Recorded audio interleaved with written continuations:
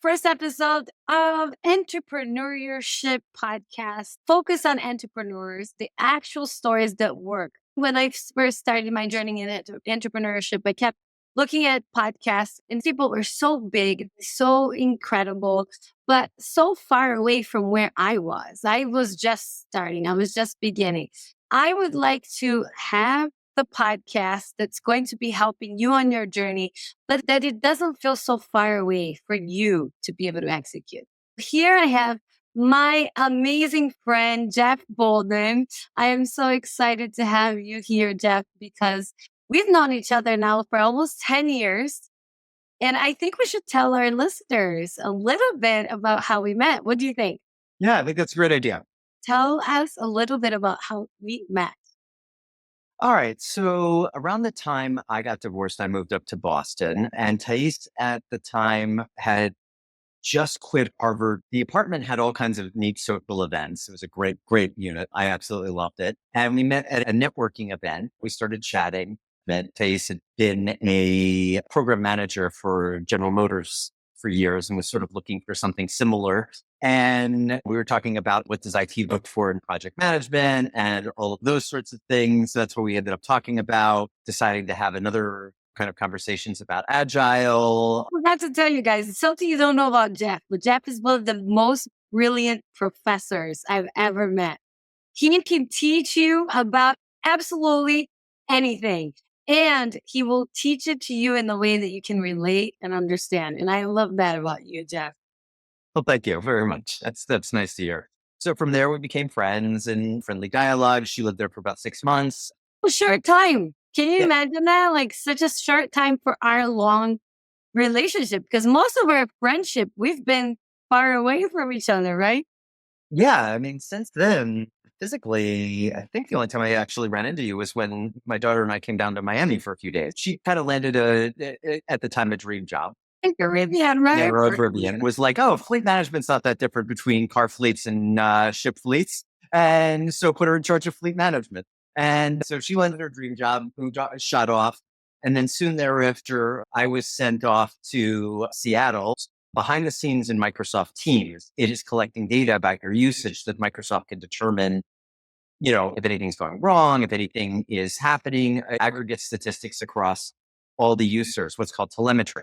And Microsoft Telemetry for Teams was something that the company I worked for was running for Microsoft along with all the other Office products, Word, et cetera, et cetera, et cetera. Teams was mine. And so I was running that outsourced opportunity for Microsoft, but I had to move out to the Seattle area.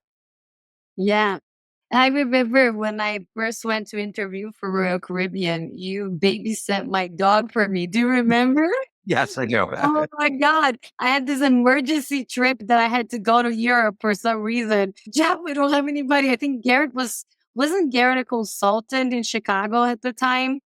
Do you remember what? Yeah. He was flying out. He was flying out regularly. And I got the job. Do you remember? Yes. Yeah. that? No. Yeah. I babysat your dog twice, I think. And Yeah. for your dog would sit on my pillow, and then we would go for these not very long walks. Your dog, for whatever reason, man, that was kind of on the lazy side. Like Yeah, I would know. offer the dog like half-hour, 40-minute walks. And your dog was more like 11 minutes, and like, I'm done. Why are we still walking? So cute. She was like a poodle. Oh my God. I missed her so dearly. But yeah, it was my most precious thing I had at the time. And Jeff took great care of her. And that was so cool. I know you went to Seattle. And then after Seattle, you moved to DC already? Was it No. At that point, I moved to Richmond. So Richmond? different client, Capital One, for the sub company I was working for, where I got involved in a security project, which I won't go into details, but Capital One security. Right. And then a small business project, which took me up to Wilmington, Delaware. Then I got involved in a whole lot of clients while I was in Wilmington. And then for the International Monetary Fund to run that account for the company I was working for, moved back down to the DC area. But I had really sort of arranged that because my daughter was going to be going to graduate school in DC. So it gave me the blessing of being able to live with her while she was getting her master's. And so I got 2 more years of being on-site parenting. The thing I love about you is how great of a dad you are. And I didn't have Vivian at the time when I met Jeff. And we were talking a lot about parenting. And he was like, it's one of the greatest things I ever tell you. You should definitely do it. Remember he told me Yeah, yeah. that you really like being a parent. I'm like, one of the things I really love about my life, that I'm proud of is being a dad. And he's a dad to a girl. And she's brilliant. She's just amazing. That's Yes, you have a one. wonderful child, kid. Well, you were going to there because she was going to college there, right? Graduate school. She was getting her master's. Like graduate school, Yeah, yeah. yeah. Yeah. She's done now. She's graduated. I'm in the last days where I can actually know what she's working on because she's gotten it. She's gotten her secret clearance, going for top secrets very Well, soon. I will never again know what she's actually doing. super exciting. Well, what I was saying is all that was a journey after you went and you tried entrepreneurship for a little bit, and then you went back to corporate, right? For a while. Yes. So about a year and a half before you met me in Boston, I had closed my first company. So I had started an IT architectural firm by the name of Blue Lotus, which had had some successes and some financial failures. I like to say I got 85% of everything right. And that still the business went down the tubes. Which 85 happens to most business. That's the thing that everybody should know is that entrepreneurship is not for the faint of heart. It's everybody knows that. But what they don't know is that most entrepreneurs fail at multiple things before they even hit a whole ground, right? Yes, yes. And right. And it was interesting, but it was difficult getting it off the ground. But I learned a lot from it. I had to do too many different roles. And responding to that is one of the reasons that I did what I did with my current company. Roughly a decade between the time I started Blue Lotus and the time I took over Enviro-Master of Northern Virginia, I made some changes. Number one, I chose a franchise so that I had a proven business model. I went for a company that was a little simpler and had a lot of the intrinsic fundamentals were more straightforward. Though in theory, I could have done things with Blue Lotus to change it. If I had the chance to go back in time, there were things I could have done that were different. That was a big deal. I picked a company where the earnings model and the profitability model were simpler than they had been for Blue Lotus. I also picked a company that was not just starting up. Those first days of being an entrepreneur are so, so brutal. I'm there. I'm there.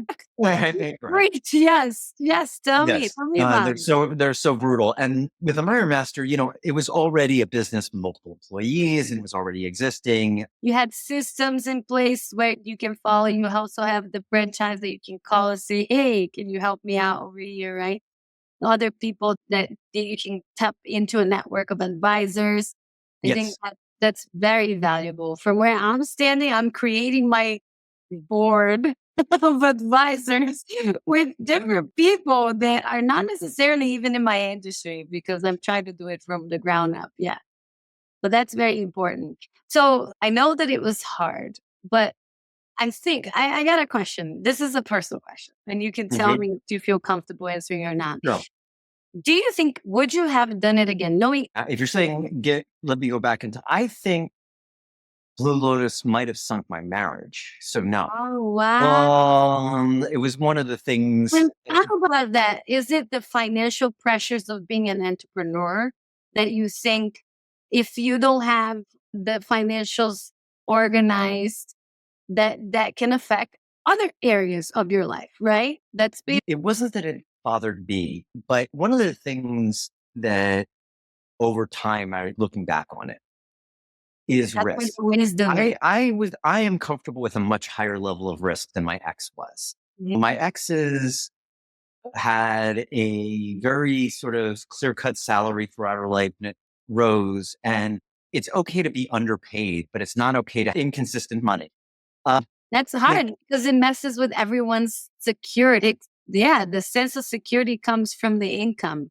And right. that happens to all entrepreneurs. We all freak out the moment we go on W-2 to I not well, W. no, it didn't bother me because I actually didn't bother me. In other words, I as a consultant, I was always fairly happy with. I would rather be making 3 times as much money, 700 hours a year, than working 2,000 hours a year. So I liked high income consulting and was fine with the dead periods and the live periods and the savings and what is my income across the year, not what is my income across the day. I did dropping the paycheck really wasn't that stressful for me. It was stressful for her. Wow. But see, you're touching on a very important point that nobody talks about, which is as a married couple, you have to be aligned on your risk tolerance to Yes. go into entrepreneurship, right? This is something that nobody talks about. Yes. And we weren't. And I will have to say that by and large, thinking back on it, I didn't care that much and I should have. And like I said, Oh, let's see a little yeah, heart. No, evolve, Jeff. right. Again, because my feeling at the time was just, hey, look, my yearly income is fine. What are you worried about? Finance is not the emotion. Right. And then of course at the Lotus, it wasn't fine. And I think that made things substantially worse for a risk tolerance standpoint. When I became single, I was able to take big bets because my risk tolerance was higher. For example, before COVID, I took a big bet on shorting bonds. I certainly had planned around all kinds of different contingencies. The market goes up, the market goes down. We have a recession, we have a boom growth, and and all kinds of things were hedged against. I have to admit, I did not hedge against a Chinese plague knocking out the entire world. Who would ever think that that would ever happen, right? There Right. was So no. I was completely mispositioned and I got hit hard. Then coming off of COVID, I made almost exactly the same bet again, a little bit different positioning because interest rates were lower, but essentially the same bet again. And this time I hit a home run. Oh, wow. But it's a different situation because there was no couple involved. The only person who cared when I got killed was me. And then when I won big, the only person, she wasn't having to ride the roller coaster.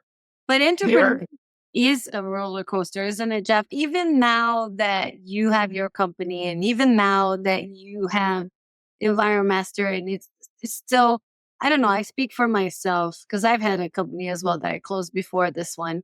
But no matter what company I'm on, it's still a freaking roller coaster ride. It's like the sales is this amazing feeling that you feel like you're on the top of the world. And then the next day you're like, where's the next one gonna come from?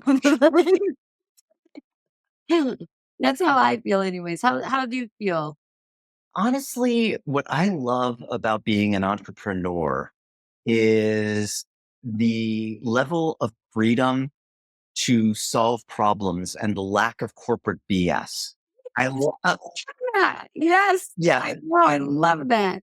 I love how that, look, now I have the solopreneur right now, right? Yeah, I got Garrett as well, but I'm mostly doing everything. And like yesterday I was able to go to my website, modify everything. I had other people helping and working with it, but it was like, it was done in less than an hour. Something that in corporate would have taken a couple months to just publish it, right? yeah. As an IT exec, the amount of time you spend dealing with the nonsense of getting a consensus from other people who really are involved in the decision making because corporations have lots and lots of checks and balances and process Yeah. is incredible. Yeah. And, as an entrepreneur, It's like the life out of you. yeah, Yeah. absolutely. When you're dealing with third party vendors or whatever, I still have to deal with that. But honestly, I deal with it a tiny percentage of my day rather than the majority of my day. You really have a level of freedom that is tremendous. It's like corporations at the end of the day are dictatorships. You've got a board and a CEO who's doing things, which is basically from the standpoint CEO, CIO, CEO, COO, and those people are managed. I've been a CIO, and even as a CIO, you really don't have the level of freedom you think you do. You have certainly more than you do as a low level employee. But You're always answering to someone, right, right? yeah, except that I often say that your freedom goes down as you get promoted. It's one of the things that people don't realize in IT. Yeah. A ground level developer has on a day to day basis and they don't appreciate this, but more freedom day to day than their manager, their team lead, and that they have more freedom than their director, the director more than their VP more than the executives more than the CIO. At every step along the way, you think at the ground level, you often look up and say, oh my God, if I could do this and this and this and this and this and this, but in exchange for those two things they can do, there's so many more things they can't do or are constrained on that it's actually a loss of freedom. But entrepreneurship is almost like turning that on its head. You get to have freedom, and it really doesn't, it isn't an enormous experience of just joy. I get to do things. Now, of course, there's accountability. But at the end of the day, you're responsible for your mistakes. Yeah. 100% responsible for your mistakes. They come out of your pocket. Yeah. They Yeah. don't just, the worst thing that can happen to you is not that you get fired. That's just the love. That's one of the things I love about being an entrepreneur. Like a client can fire you, right? Right. Yes. But that doesn't mean you're going to stop doing what you're doing and you can just find another one. As opposed to when you're in a corporation and you're fired, you're done. You're going to find another job. You may not do the same thing that you were doing. It's not the same product. It's not the same thing. A friend of mine said that a W-2 stood for waiting to be fired. And he's like, I'm never going to have one of those again. I mean, I can't even say that because I hope my company going to be successful. God forbid. But that's the goal. The goal is to not want to get hired again, right? That's the goal. Yeah. And even when you do have job security, and there are certainly people in the workforce who have a lot of job security. Nobody has perfect, but you can get to a place. You still have constraints that are put on you as an employee that aren't there as the company can An change owner. directions. The Exactly. vision comes from above. You can also have the problem that you don't really think they agree with the vision. And that's honestly where I have the biggest problem. Okay, I can agree with your vision, but what I have a terrible time as an employee with is a stated vision that says this, and then an actualized vision that says something totally different. And what am I supposed to do? And which am I supposed to be responsible for? Like what you really want or what you're claiming you want, what you're actually doing or what you're claiming you're supposed to be doing. I can't handle that. Yeah, I absolutely hate that. I don't enjoy that either. Now, I think we need to take all these experiences, Jeff, that you have, because you are a wealth of experience and you have the gift of teaching. And that's what I think that makes you the perfect first guest for our Yeah. episode. Really, what I'm most frustrated with when I watch an entrepreneurial podcast is a bunch of it's hard, it's this, it's that, and it's not practical. And I cannot grasp what that person said and go from point A to point B to achieve what the person is trying to prevent me from having a problem. So when they tell me like, what's my biggest problem? And it's so vague that I can't take actionable steps. So what I want to ask you in particular is what would you have done differently that you think it would set yourself up, and including the idea of the marriage thing, like aligning your whatever it takes, and then explaining actionable steps if you could, so that we can actually be helpful to our audience. Sure. I would say number one is you want to be well capitalized. You should expect to draw no salary from the business for the first 2 years. Wow. So that means That's not doing that too. all your living expenses need to be covered by your savings for 2 years. That means savings plus emergency fund. Assume your income. And by the way, not just zero, because frequently the business needs capital. So All the time. Yeah. And it starts growing. And as it grows, it needs more. Just like yes, yeah, right. child. Child would have a You need child. capital to invest, and you need this, and you need that. And for a small solo entrepreneur, it could be very little. It might be $20,000, $30,000 in capital to get the business going. If you buy a restaurant, that it is very easy for a restaurant, even a fairly small restaurant, to suck up $400,000 or $500,000 in that first year in terms of things over and above the cost of buying a restaurant that you didn't account for, like equipment costs and so on.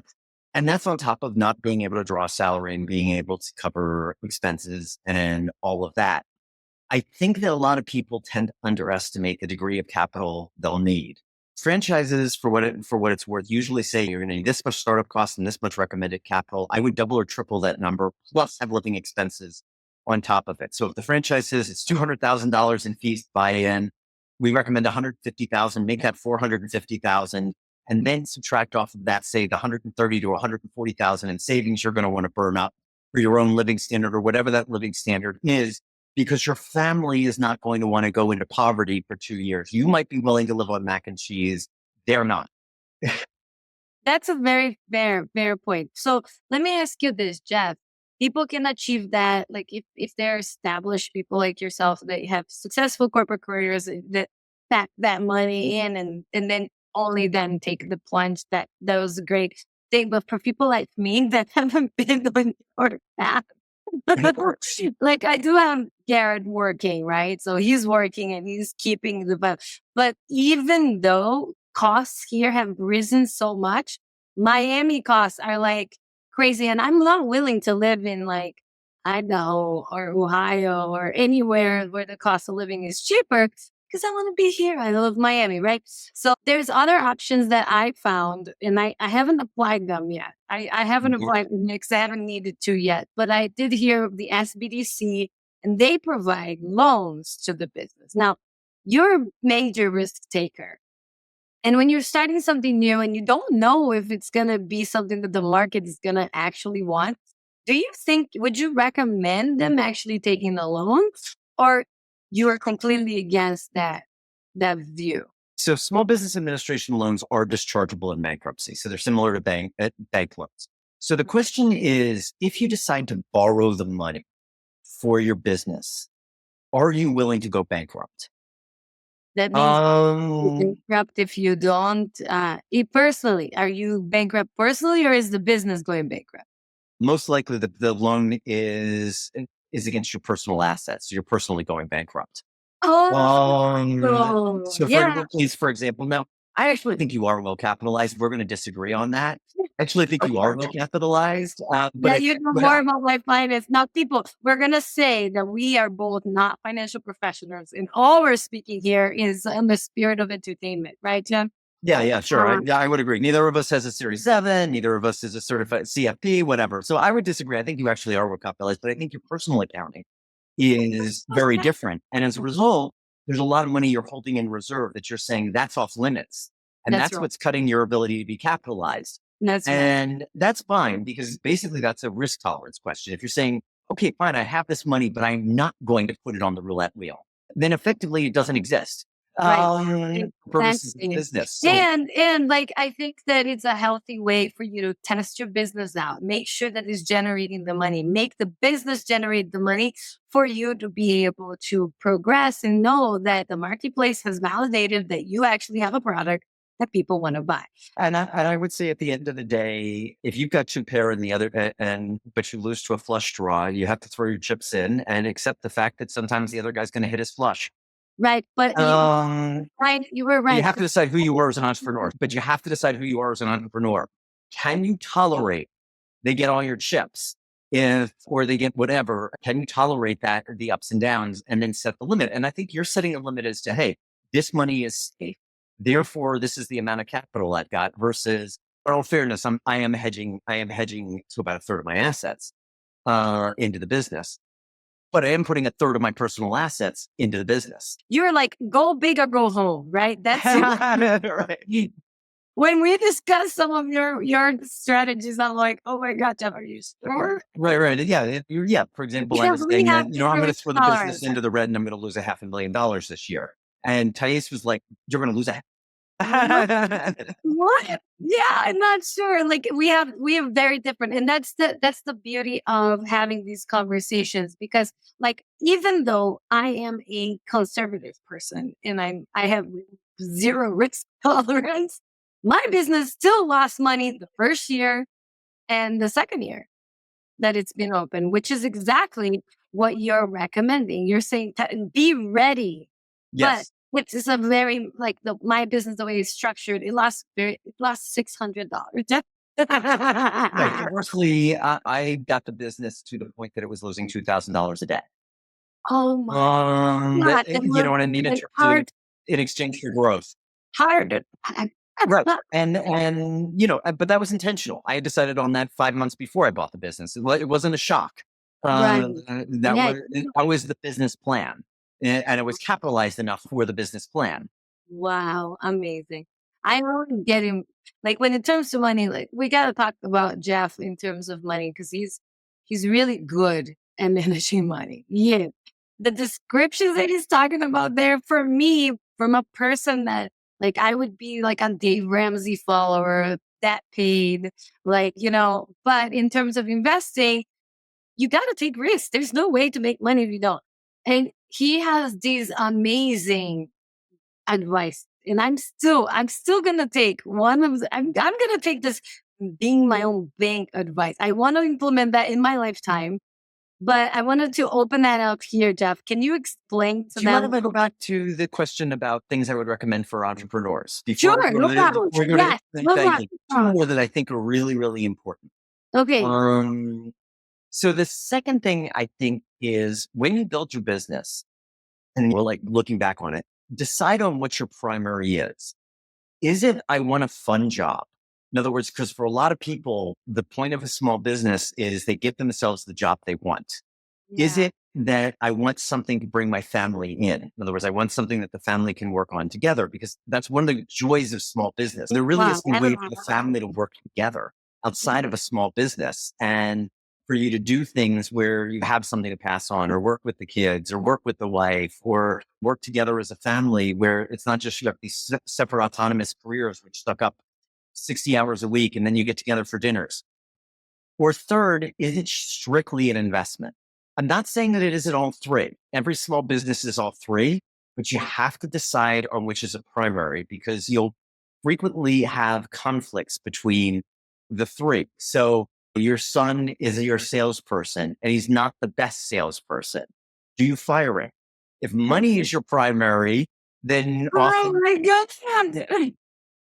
Those are very difficult questions to even think about. I would say you have to decide on that before you start. Wow. So that it's clear in your mind. I think that is a clear part of a business vision that a lot of entrepreneurs get confused about. Everybody wants all three of those, or at least the fun and the money, and they should be part of it. But you really have to decide on what is your priorities. Or fun job, is another one that's really important.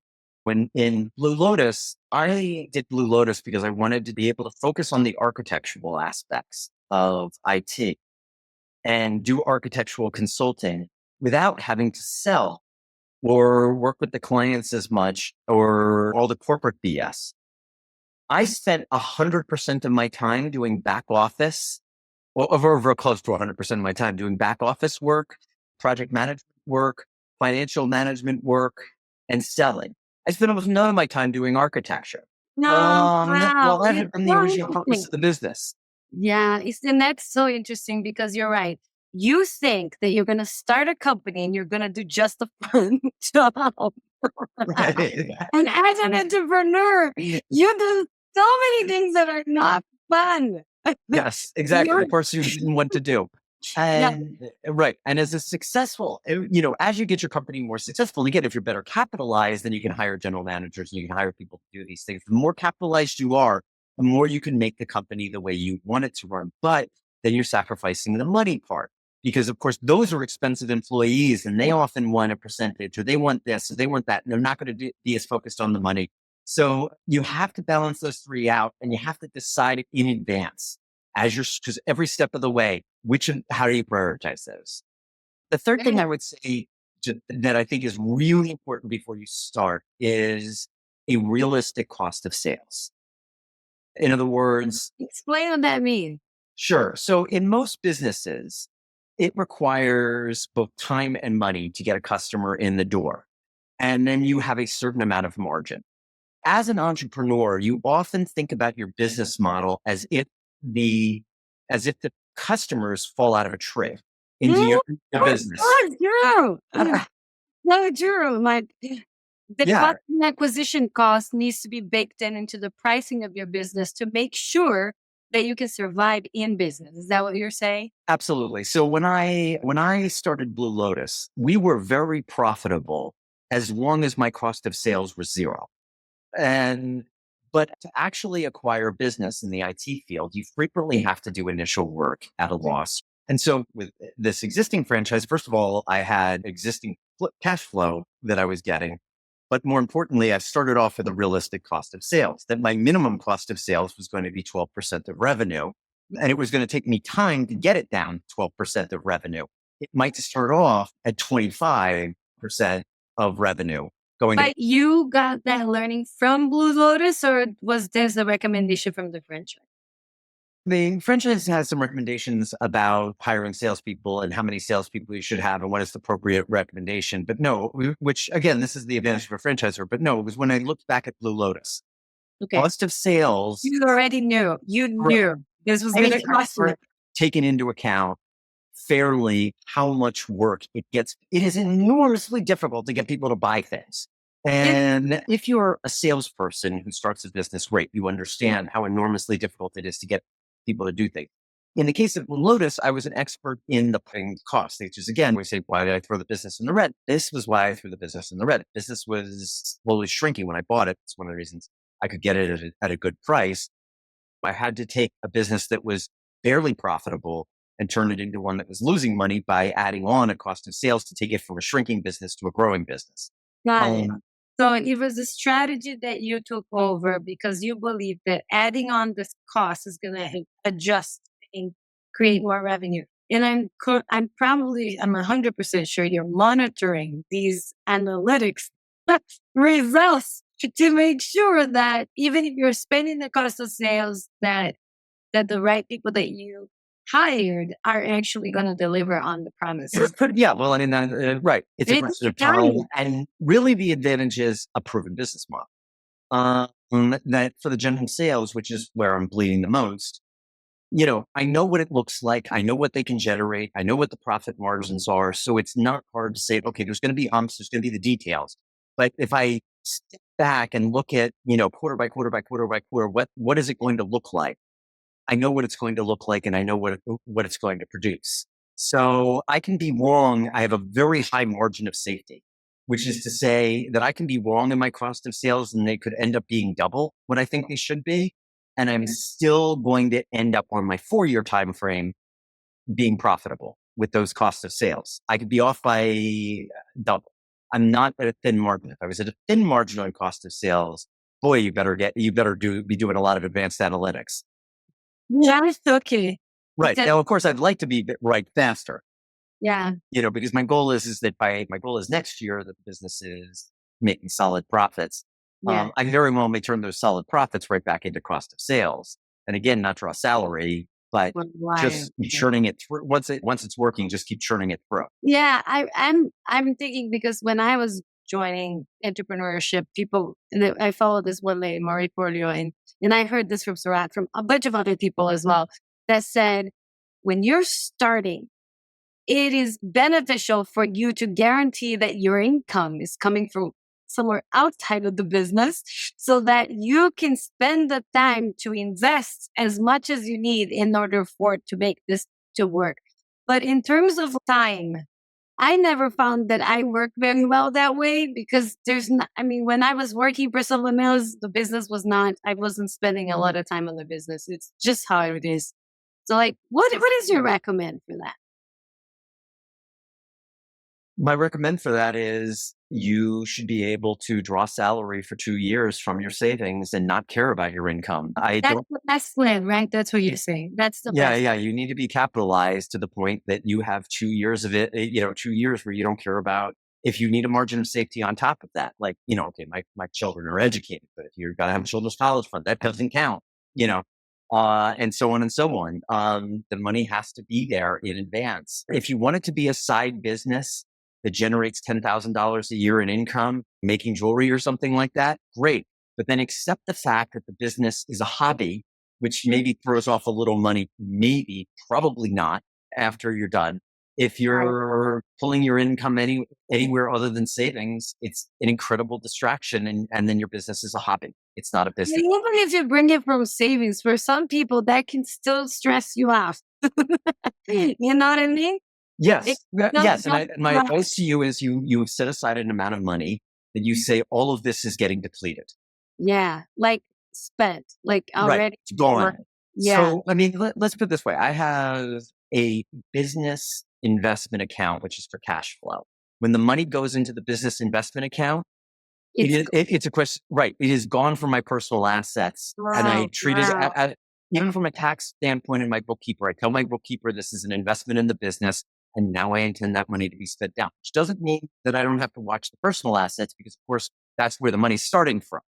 But I have to make that decision once. I Yeah, don't have to make that decision every single week as expenses hit, because the business is well capitalized. And every time it gets semi well capitalized, then I date back into the personal asset. So yeah, that there's not the constant feeling of, oh my God, every week, payroll and this expense and that expense and credit card bills. This is yeah, yeah. this is chewing up and chewing up and chewing up my personal assets. No, it's chewing up these business assets that I set aside for these expenses. And then of course, when the business is generating enough income, well, great, that those start to cover those expenses. And then suddenly you don't have to touch your capital assets. And then all of a sudden the business is generating excess profits. Now you've got to figure out how to get money out of the business reasonably. That's the Um, best part. I love that part. That part. I never thought it was gonna get there. right. Yeah. I mean, obviously that's the great part. Um, Yeah. where, finally you're having to figure out, how do I get money out of the business rather than into the business?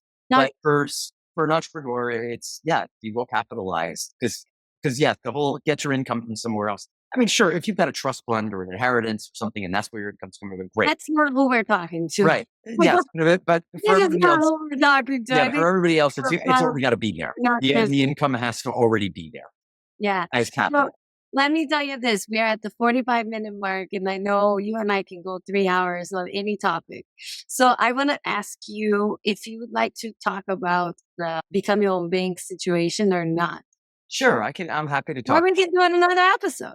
Yeah, we could. I'll just go into this. So for a Because lot, you told me this is some strategy you could possibly apply if you're an entrepreneur, which I didn't understand that before. When you explained that to me, I thought it was a personal strategy. it's it's both. But for a business, there's a couple advantages so let me just basically explain what the strategy, what it is Yeah. financially. What is it that we're talking about? Yeah. Okay, so the basic idea of be your own banker, and let me first off by say there's a lot of nonsense on the internet about this, Yeah. including by its originator. So the idea started off kind of wacky. There's a core to the idea that is straightforward, and there is a lot of what is being done by banks and so forth is very straightforward, but there is also quackery. So I'm not going to deny that. Now, here's the basic idea. And it's an idea that is semi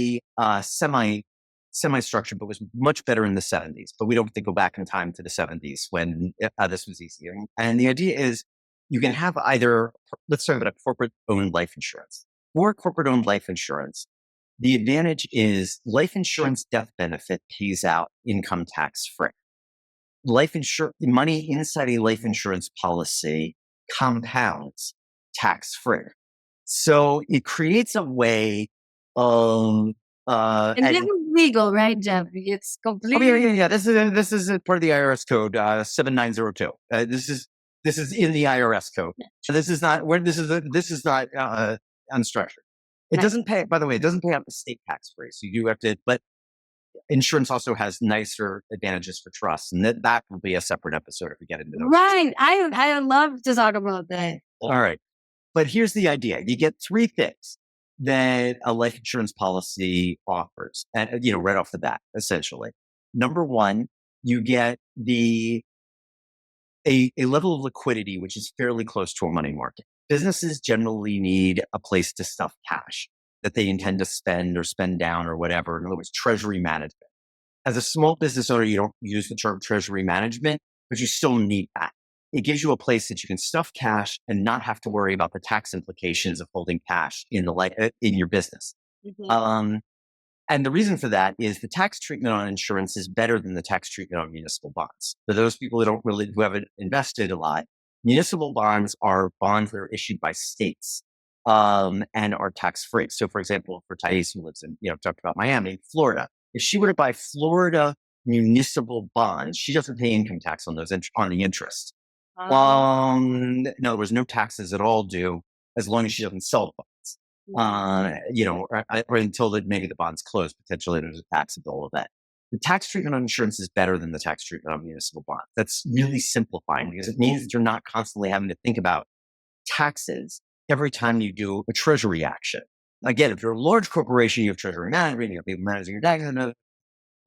The third thing is the returns are actually, if structured properly, and this is important, yes. really important, because if structured improperly, this is not true at all.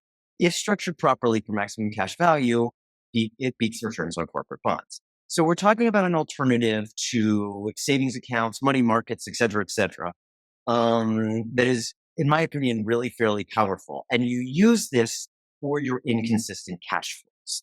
Basically, you create a pile of money that you can shove money in tax-free, take money out, and that is the core idea.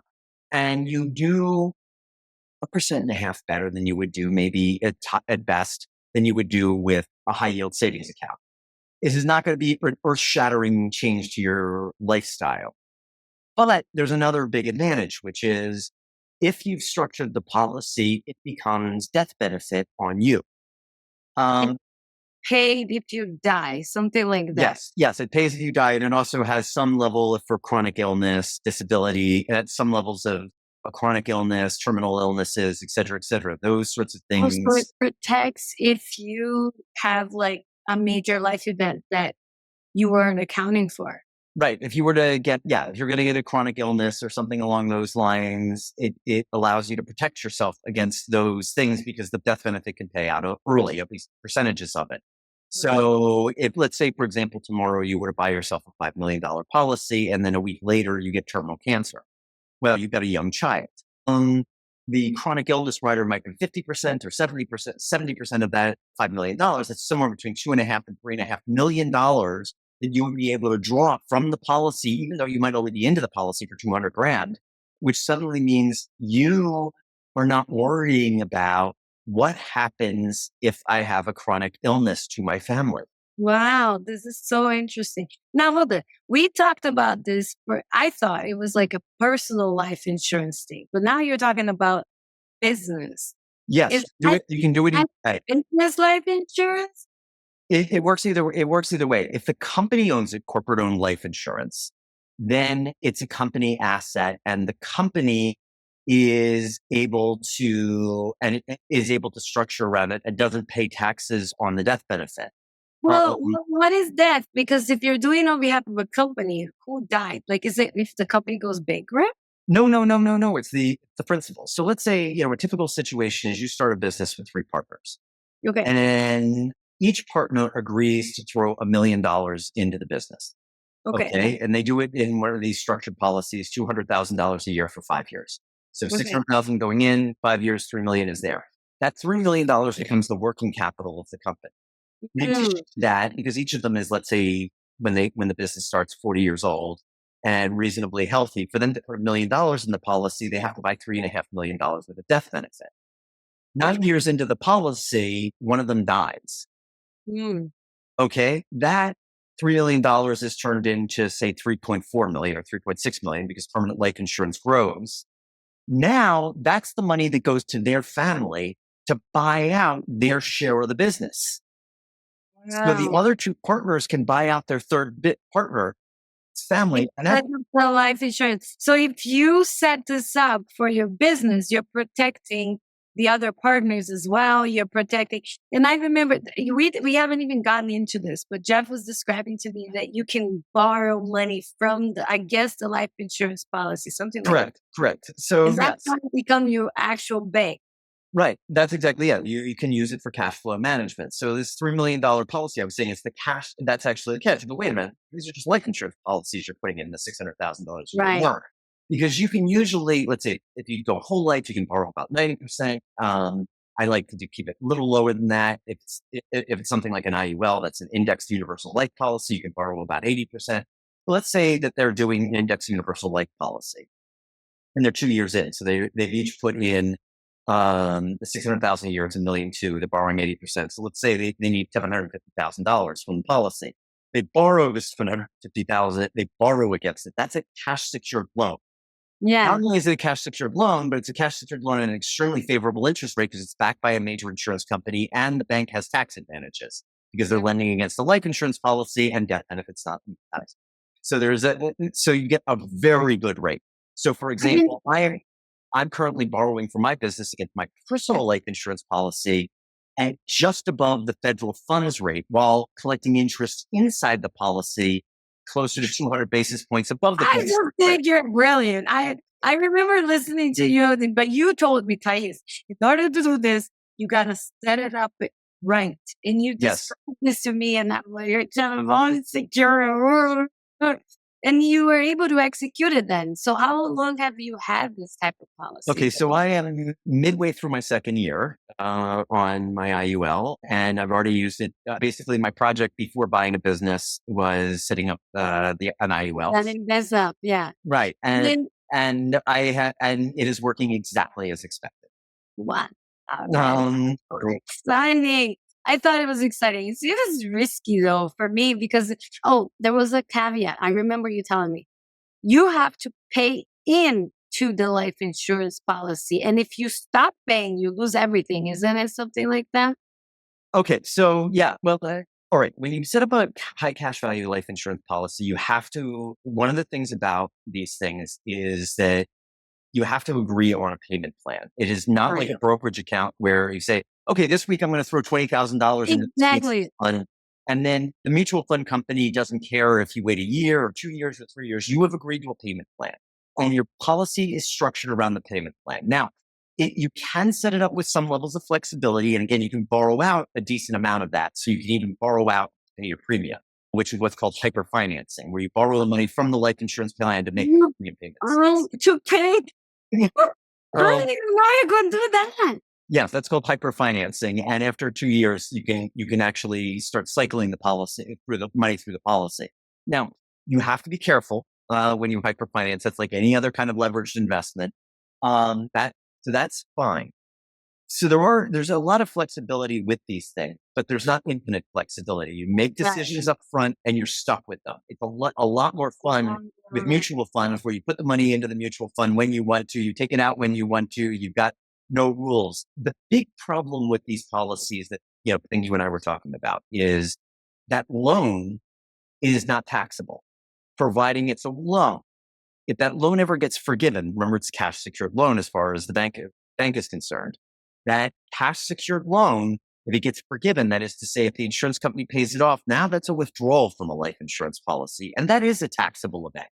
Uh, So wait, your policy, now from the life insurance policy, it's a taxable event. So you have to pay your loan. Otherwise, you're going to pay taxes on the withdrawal of the life insurance policy. exactly. Now suddenly that is taxable. All that tax sheltering you've had, it goes away. And so the nightmare scenario is you have a policy, it grows for a series of years, you borrow against it, you borrow so heavily that you cause the policy to collapse. The insurance company pays the loan and you get pays back basically. So, 90, they'll give you back. There's a way for all of this to go south. Right. And then you're hit with a gigantic tax bill. So not only does your policy collapse, but then the IRS comes to you and says, I want more money. That is the thing you absolutely positively must avoid. How do you avoid that? Is it just by not borrowing enough? It's a good rule of thumb that if you can pay premium, pay the interest, you're fine. If you get to a point where you can't do that, then you need to make decisions about your life. You can go for years doing having things go wrong. You can't go for decades. Wow. So you can go. For how long? How long is normally a payment on a life insurance policy? Like how long is normally for you to pay, depending on how much you buy, right? Well, the general rule of thumb is, I like to say is, the IRS's code is really maximized around the 7-10. In other words, you put money in 7 years. So you've already got the savings, you throw it in 7 years.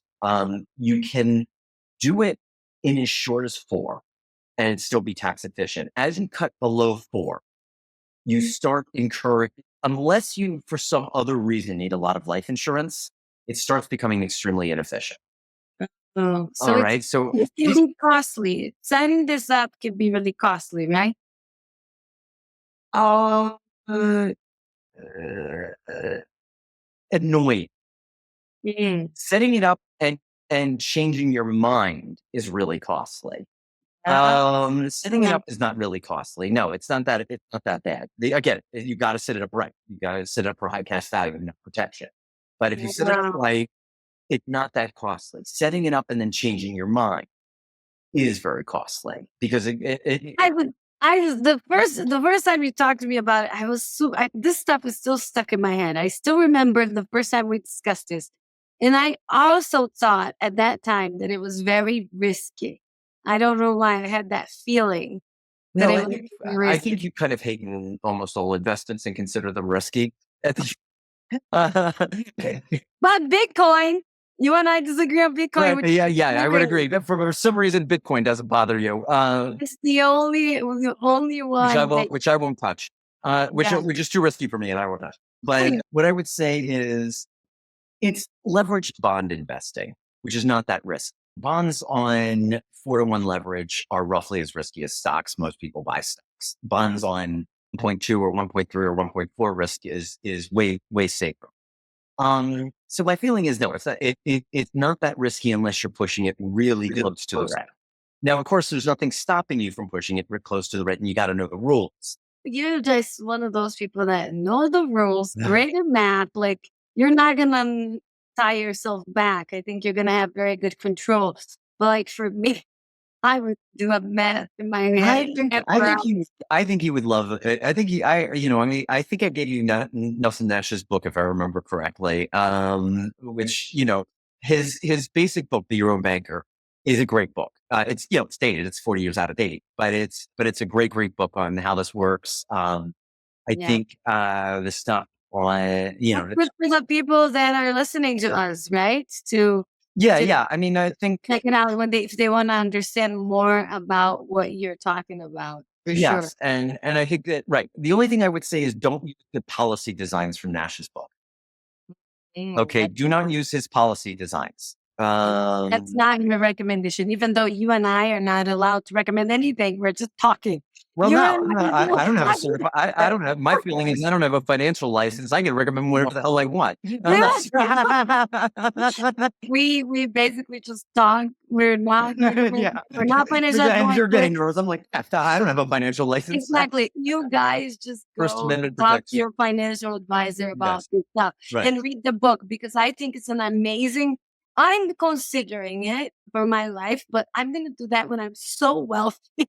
I can pay the life insurance policy and I don't have to go back on it for Yeah, sure. no, but I actually think you would love it because it's an incredibly safe investment. You know what I mean? So all you have to do is not leverage it, and it becomes, There you go. safer than a bank. Okay, there. Um, I like that idea. And the reason I like it the most is because as entrepreneurs, we don't have a company that you're going to, sorry, my cat's here. You don't have a company that you're going to be able to fall back on for disability or any of that. You have to be your own backup plan. And that's what I think is so amazing about this idea that I'm definitely going to read and figure it out.